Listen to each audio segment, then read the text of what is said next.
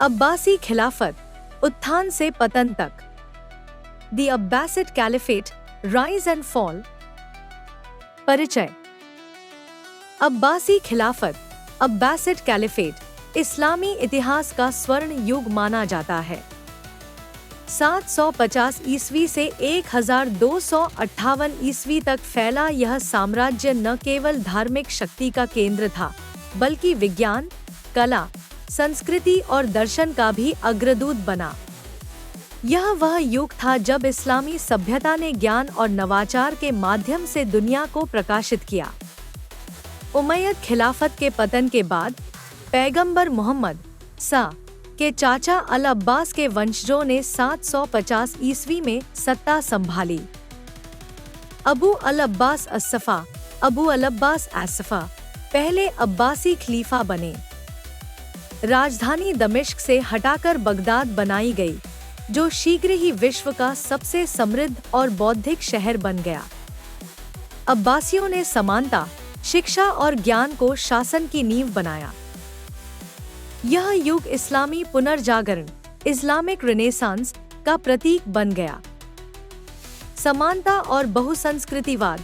अब्बासी शासन में गैर-अरबी मुसलमानों, मवाली को भी प्रशासन में महत्वपूर्ण भूमिका दी गई। ज्ञान का युग। बगदाद में बेट अल हिकमा, हाउस ऑफ विजडम की स्थापना की गई, जहां यूनानी, भारतीय और फारसी ग्रंथों का अनुवाद और अध्ययन हुआ। विज्ञान और कला। गणित, अल-ख्वारिज़मी, चिकित्सा, इब्न सीना, खगोलशास्त्र, अल-बिरूनी और साहित्य, अल-मुतनबी में महान योगदान हुए। आर्थिक समृद्धि। सिल्क रोड और हिंद महासागर व्यापार के माध्यम से बगदाद विश्व व्यापार का केंद्र बना। वास्तुकला। बगदाद, समर्रा और कूफा जैसे नगर इस्लामी स्थापत्य की उत्कृष्ट मिसाल बने।